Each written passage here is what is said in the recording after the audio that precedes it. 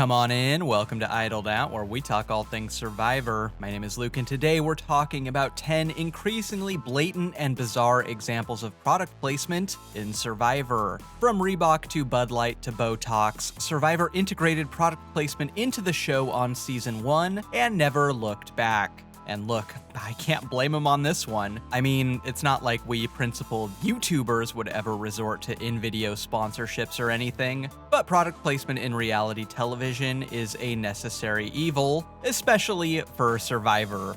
What, you think Tough as Nails is gonna keep the lights on over at CBS? This isn't to say that all product placement is terrible or anything like that. Sometimes it actually really works for me. Take the Craftsman Tool sponsorship in Redemption Island, for example.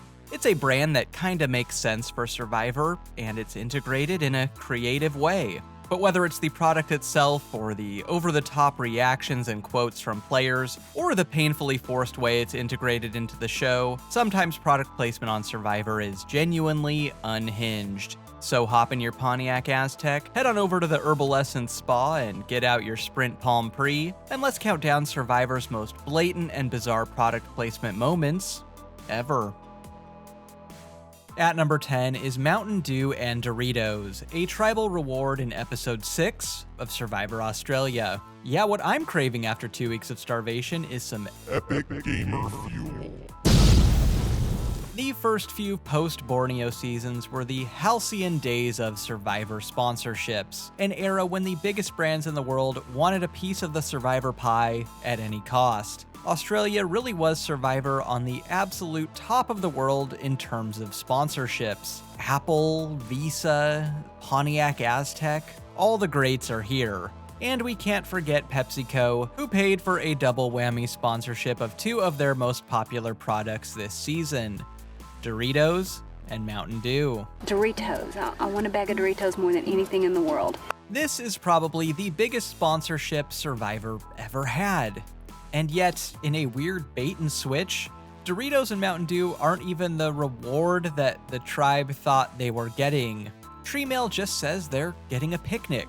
Now, when I think of picnics, I think of sandwiches, maybe cheese and crackers, charcuterie, barbecue chicken, and sure, some chips and soda on the side. But telling these survivors they're getting a picnic and then giving them only the nutritionally useless sides is just cruel. But what makes this particularly bizarre for me is that before the challenge, Jeff tempts the survivors with one Dorito and half a can of Mountain Dew per tribe to share, almost sadistically enjoying their desperation for literally any food, no matter how minuscule the amount. Unfortunately for Tina, Kucha wins, a tribe that is on the whole far less enthusiastic about this reward than Ogakor.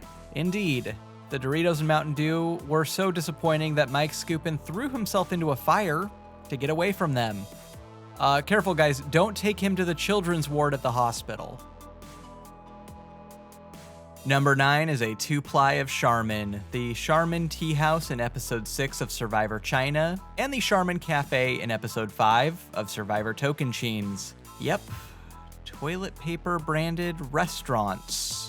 In an earlier sponsorship in Survivor Exile Island, Charmin hit the jackpot. The Casa de Charmin, an outhouse reward won by the Kasaya tribe, was at the center of a multi-episode storyline, becoming a legitimately important part of the plot. Bobby continually made outhouse-related faux pas, which ultimately resulted in his elimination for being ungentlemanly. It's a pretty famous and entertaining pre-merge arc, inexplicably centered around this Charmin-branded toilet. To this day, any big Survivor fan has fond memories of Bobby getting wine drunk or dropping a deuce in the Casa de Charmin, so money well spent. But these brands just never know when to fold, do they? Charmin decided to push their luck in China and Tocantins, upgrading from a single branded outhouse to full-blown Charmin-branded restaurants.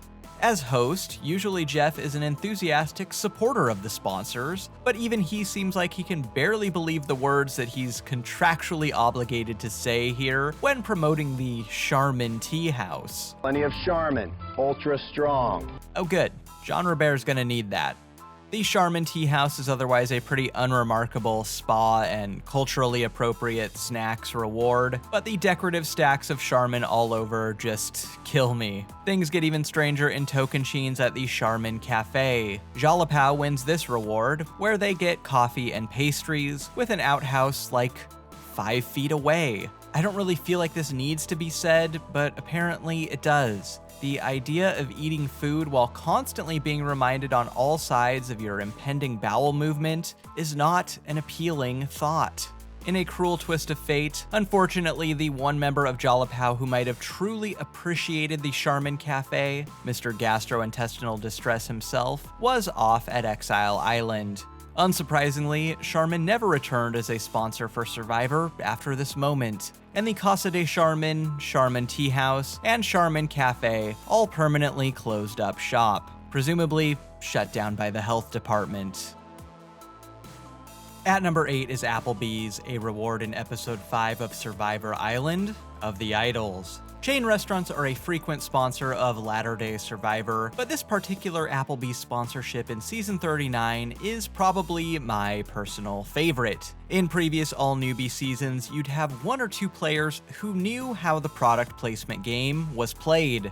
By season 39, we have an entire cast shamelessly tripping over themselves to outdo one another's reactions to seeing tepid food for screen time. The clear winner is Missy, who nearly dislocates her shoulder in her quest for a reaction shot. But close runner-up is Tommy, who in the ultimate stretch manages to relate the toxic blue hangover known as the Applebee's Shark Bowl to Fijian culture.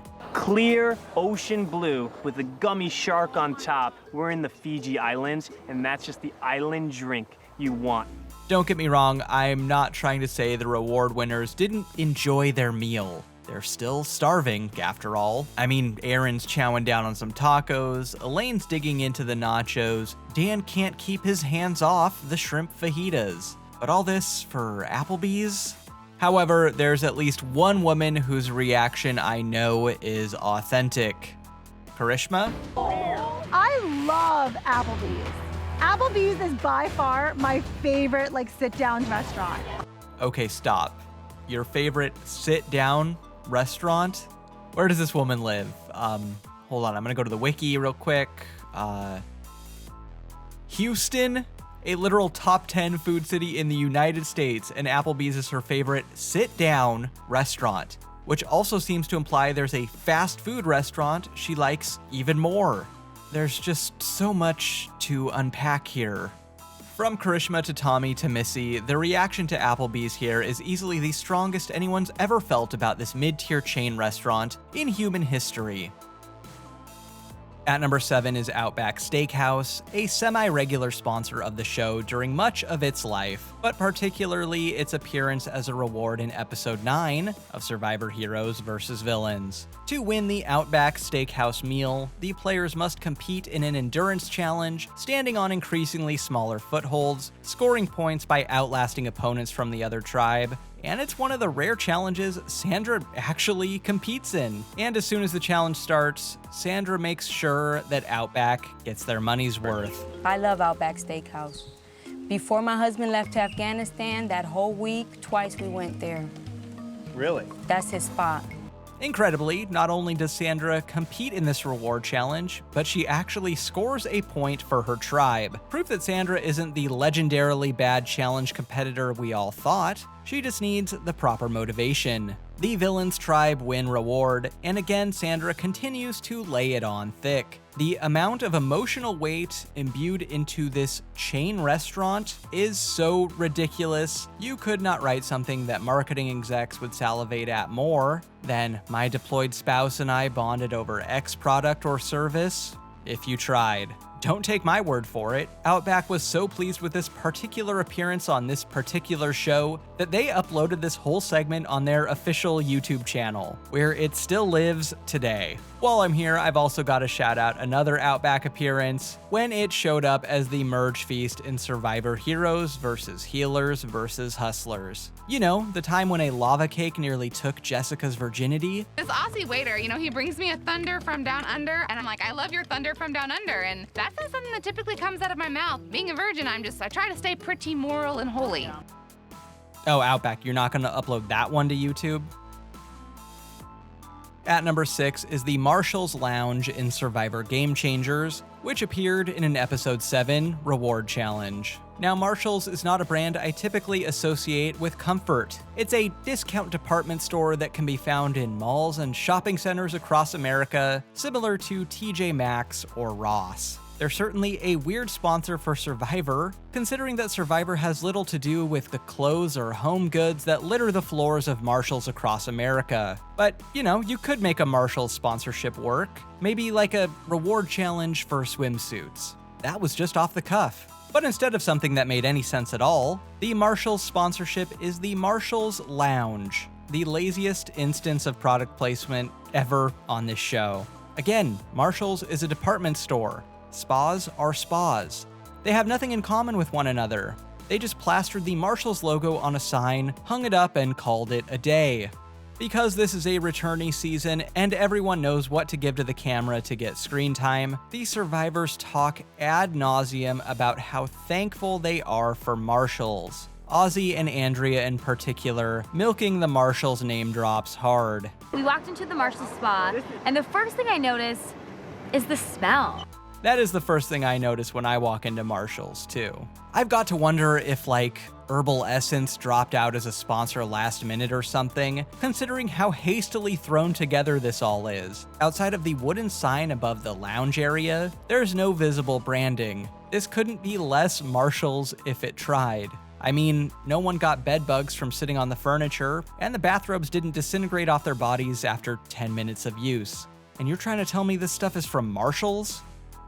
Got nothing else for you. Next week, we'll be looking at the top 5 most unhinged product placement ever on Survivor. And trust me, they're doozies, so be sure to check that out. Until next time, don't get idled out.